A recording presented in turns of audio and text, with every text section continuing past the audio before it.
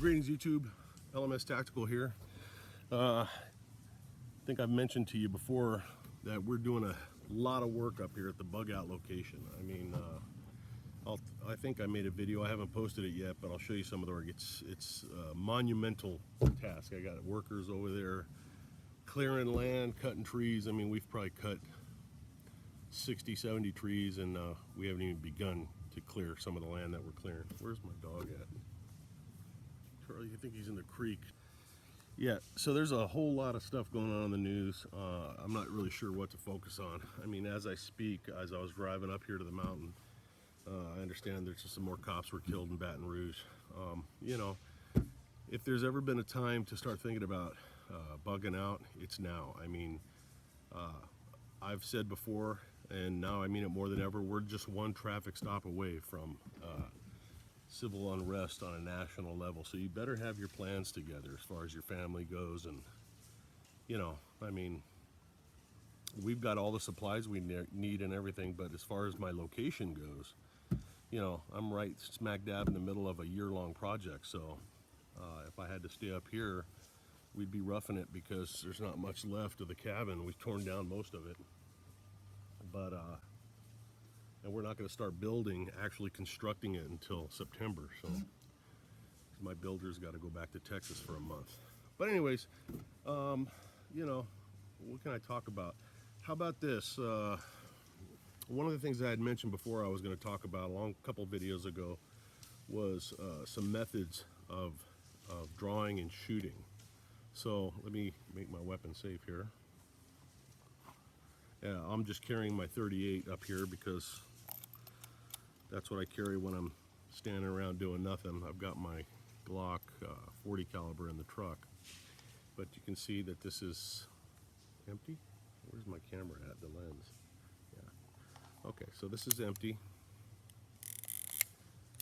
Okay, while I'm at it, let's talk about revolvers for some of you new shooters. And again, if you guys are avid shooters, then this is going to be nothing new to you. This will be kind of boring, but it's always good to go over some of the basics, no matter how experienced you are. So, first thing we want to talk about when we're dealing with a revolver is this. I always ask people, do they know why you see in the cowboy movies people spinning the cylinder? Why do people do that? And I've had people tell me, well, because it looks cool. And it does. It looks cool and it's fun and it sounds cool. But the reason we do that, there's an actual reason for it, is when you load your revolver, every time you need to get in the habit of doing this. So you put your this is a 5-shot, but you put your 5 or 6 rounds in, close the cylinder, and the reason you rotate it is you're checking for high primers. And the primer, of course, for you brand new shooters, the primer is right here on your bullet shell. That's what detonates and ignites the gunpowder to push the projectile downrange. So when in the process of making bullets, whether you made them yourself or whether they're factory, it's not uncommon to every now and again get a primer that wasn't seated properly. And the reason you want to check it is if you have one that's sitting a little bit high and you go to pull you may go 1, 2, 3, and then you can't pull the trigger on the 4th round. That's because the primer's high and it's jamming against the frame of the weapon, and so you're screwed. Your weapon won't fire. So every time you load it, get in the habit of cycling that cylinder around. Make sure that you don't have any high primers. So the other thing is what I was going to talk about, and this is just off the top of my head stuff. When you draw your weapon, you want to get in the habit of practicing the draw, right? So in an off-duty or a concealed carry, you know, I've got my shirt hanging over it, so it's got to be one move. I got to get used to pulling my shirt up so I don't get hung up, and then I pull my weapon out, and I want to come out and get on target. Now, if my target is, you know, 15, 20, 25 yards away, I want to come out and get on target, right? So I got a nice firm grip, and I'm fingers off the trigger always until I'm ready to shoot. But one of the things I wanted to go over with was, what do you do when you're in a situation where you're clearing a house? You know, you've got some bad guys in the house. Maybe you've put one down and you're making sure there's no other ones, or maybe you know there's somebody in the house but you're not sure where it is, or he's in your business or in an area where you're going to be doing close-in shooting. A lot of times in movies you'll see guys walking around like this, and you don't want to do that, because if you can imagine, this is a door frame. If I stick my gun out first and it's leading me, you know, somebody can come and grab the weapon and get control of the weapon. You don't want that. So get in the habit of, when you're at the range, practice shooting from the draw. So you draw and you keep the weapon close in like this. Okay, now I've got my support hand free, and I can do a couple of things. Number one, my weapon's close in, and you can hit a target, and you need to practice this when you go shooting at the range. Have your target 10 feet out, you know, 5 or 10 feet out, and when you draw, shoot, boom, boom, and you'll be right on target. You don't have to look at the sights or nothing. You just shoot from right here. Practice doing that and you'll see how accurate that is. The good thing is now I can push. If somebody charges me, I can push them, step back while I'm shooting, right? So I can be like, get back, boom, boom. I can shoot from right here. There's no reason for me to put my weapon out there and have it exposed to somebody's hand. Somebody may be, you know, practice that gun takeaways, or it just may be a reaction, but you don't want them to have control of the weapon or to disrupt your mission. So, excuse me, who the hell's my dog? I'm always afraid he's going to get eaten by a bear or something. Hang on a second. Okay, he's laying over there. Of course, he's going to start doing he's chainsawing, so I don't know if you can hear me. But yeah, so you draw the weapon, and the other thing I wanted to show you about drawing of the weapon is this. And you got to, each holster is different. This is a very simple in the pants, you know, in the waistline rig. Very simple, not complicated. But whatever system you use, you've got to get really good at it, and you got to practice it. One of the things that we do when we draw our weapon is we pull our weapon out. We put our support hand here. Okay. Why do you suppose we do this? Okay. And if you're carrying in an open configuration where your holster's down on the side, same thing. When you draw, you put your hand here and come up in one motion, and you do this for two reasons. Number one, it brings your hand right here so that you're close to put it onto the weapon and come out and get your support, right? So you can come out, and then when you come back in, you put your hand here and reholster. This is for a couple of reasons. Number one, you don't want to bring your hand in front of the weapon and shoot yourself. That happens. I'm going to shoot my buddy over there with the fucking chainsaw. Shut up. But the other thing is, it sounds weird, but trust me, these kind of things make a difference. If you always get in the habit of, when you draw, you put your support hand here, bring it, and now you're able to push out with your weapon, but it also gives you another layer of protection against your vitals, okay? Better to take a bullet in the forearm than take one directly into the chest. And that may deflect it, it may slow it down. If it's a small caliber, if it's far away, it may stop it in your arm. Better to be shot in the arm than to have a lung taken out, or worse, a spine or your heart or something like that. So it just gives you that extra support, right? So you're able, and then when you holster, you come back, do the same thing, clearing, right? So you just got to practice doing this, right? It should be very fluid. So, you know, you get your grip, up, out, get on target, boom, boom, clear, left, right, you scan. Any other threats? I always say this too, don't be in a huge hurry to reholster your weapon. When you draw your weapon, and if you actually use deadly force, you've already got the weapon out. Whether you've used it or not, it's out. So keep it out for a while. Make sure that you're good to go before you holster it. You don't want to be holstering it too soon and find out there's another suspect or three. So that's just something I wanted to run by you as I'm trying to kill airtime here and kind of come up with subjects to talk about. What other weapon things that I want to show you guys? Oh, speaking of revolvers, you can try this for those of you that carry revolvers. And you know, I'm a pro revolver guy because they don't malfunction. I mean, it's very rare that you never say never, but it's very hard to get one of these to malfunction. They don't require a lot of maintenance, although you should maintain them. They don't require a lot like the semi-automatics, where you get one dust bunny in there and the weapon doesn't work. And that's Murphy's Law, believe me. It'll happen when you need it, it won't work. But with a revolver, when you're facing a revolver, okay? And you can try this, you know, always make sure you're working with an empty weapon. You can see that when you're gonna practice with it. But if somebody's pointing a revolver at you, and you can get that cylinder, literally a 4-year-old child grabbing the cylinder can stop the bad guy from being able to pull that trigger. Once you get that cylinder in your hands, you control that weapon. You're going to push it down and away from your, you know, the threat, away from your body, bring it up under the chin of the guy that that drew the weapon on you. And if his finger's on the trigger, you can, you know, push it up so that he pulls the trigger, then let go of it, let him blow his own brains out. You know what I'm saying? It's kind of hard for me to demonstrate this stuff. I need like 2 people, but you get the point. So if you're gonna go for a gun takeaway ever, make sure if it's a revolver, you should know what you're dealing with. If it's a revolver, you grab that cylinder, you own that gun.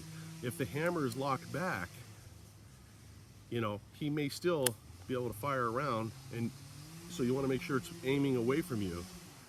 You're gonna get a nice burn on your hand, but it's nothing that you gotta worry about. Just know ahead of time that that may happen. Don't release the cylinder. Make sure you, once you get it, it's on there for the rest of your life. You control it. And then you can grab your own weapon, you know, push his away, grab your own, or knee him in the nuts, do whatever it takes, pull his weapon back, and use his weapon, if it's still functional, to take him out. Remember, he's a threat. He just tried to kill you.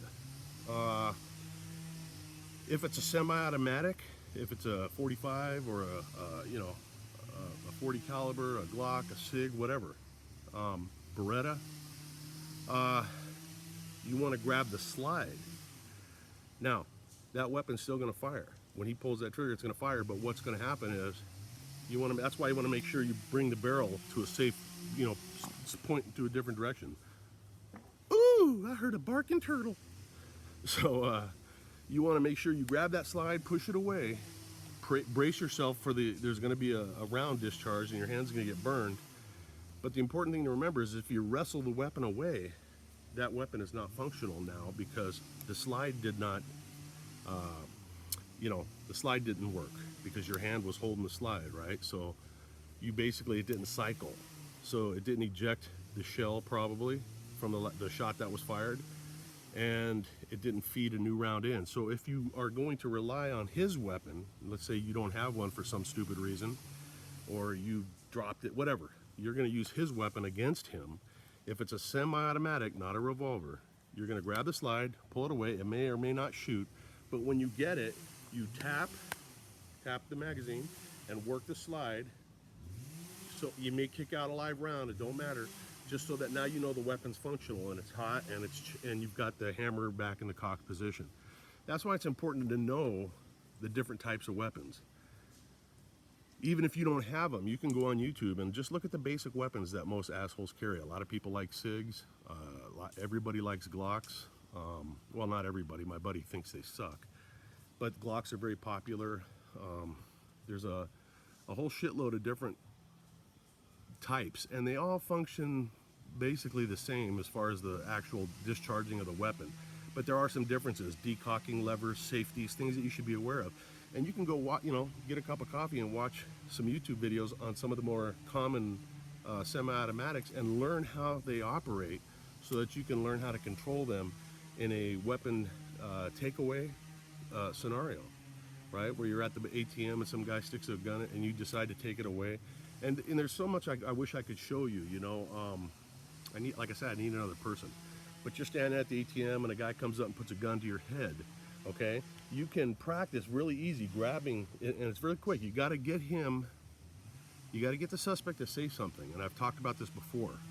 It doesn't matter what he says. He could be saying, shut the fuck up, but you never make your move until the suspect is verbalizing something, because that's going to give you the lag time. The brain cannot focus on telling you to shut the fuck up or give me your money and recognize there's a threat and I need to pull the trigger.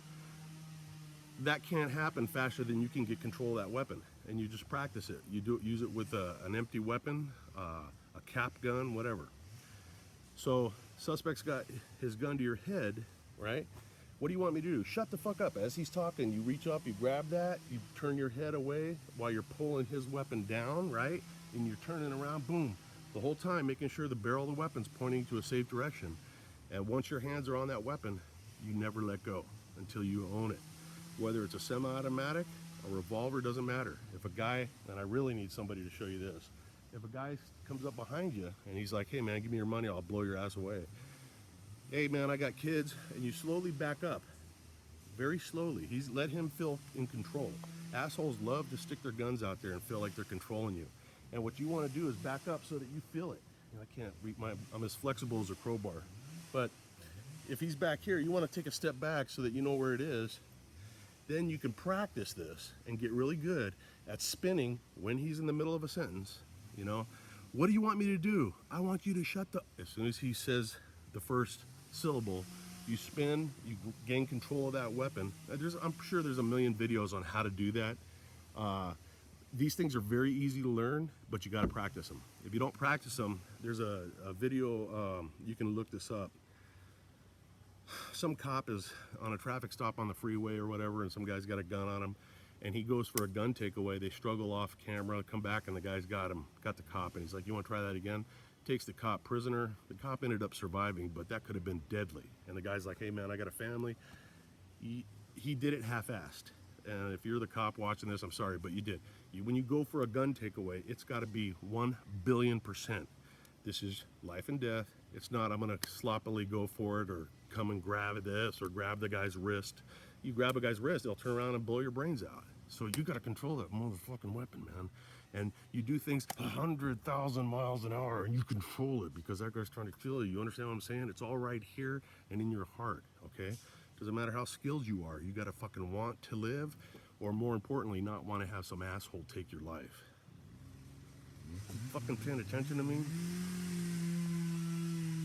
Sorry, I get all spun out of control when I do this shit. But yeah, that's it, man. You know, those are a couple of things I thought I'd make a video because you haven't heard from me in a while. I'm gonna go listen to the news now and see what's going on with these cop killers, man. This shit ought to have you guys ready. If you haven't prepared yet for a shit hit the fan, I don't know what to tell you.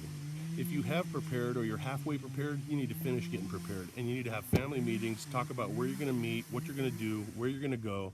Are you gonna bug in? You're gonna bug out? What's your plan? Because all it's gonna take is another couple of shootings like this, and the entire fucking country is gonna go up in flames. Obama's gonna call martial law. He'll be the president for the next 600 years. Everybody's guns will be taken away, and you know what? I'll be up here on the mountain, fucking sitting down here, chillaxing, and thanking God that I'm not one of you people that didn't take this shit serious.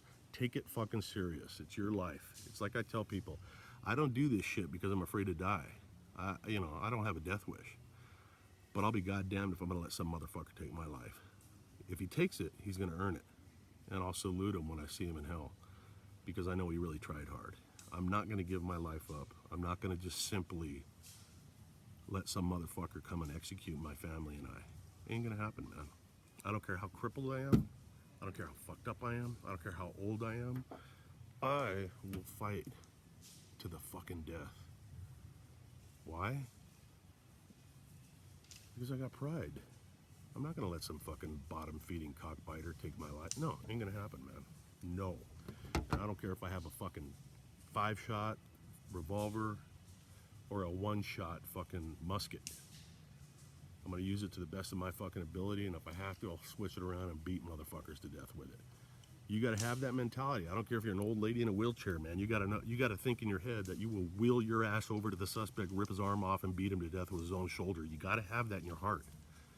Don't be a victim. Victims are victims because they're victims. Good song in the background. Anyways, you guys, you can see the background over here. Look at that. Got my buddy's big truck there. Got the fire going, burning stuff. Look how nice this place is, man. It's cleared up a lot. This was all overgrown stuff. I don't know if you can see this. This is my iPad I'm carrying around here. See, there's the creek. Look at all that firewood, man. I mean, we got tons more. Look at this. We're cutting trees. We're clearing areas so that we can grow stuff. I got all kinds of seeds, man. All this is going to be cleared out. Next time you see this, this will be nice and beautiful. It's just nice, man. All these trees up here, got to get those all cleared out. I got my youngins are coming from California next month so I can get them up on the hill here with some chainsaws and clear all this deadfall off. Well, hello, doggy. Yeah, I wish Charlie luck. He's got 3 major bumps, and I got to get those checked out. And Monday, I'm supposed to go to DC, not Monday, Tuesday, and have a colonoscopy.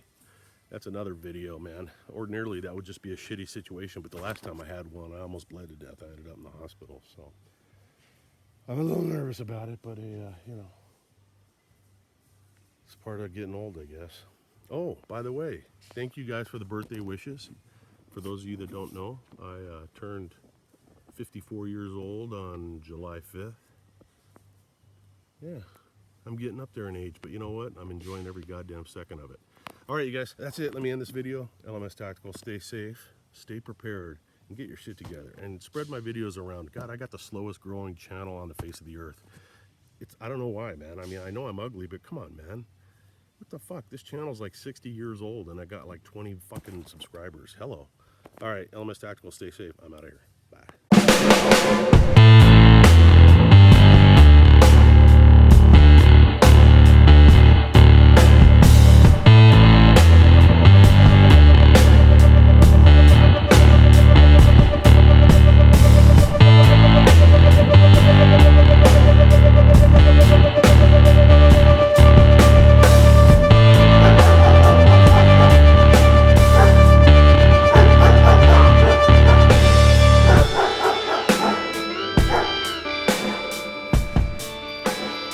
Yeah, so there's a lot of things going on in the news, man, and I'm not sure what to make this video about. There's so much stuff going on. I'm thinking, nice hair, Mike. Hey, man, look at that. I like that hairstyle.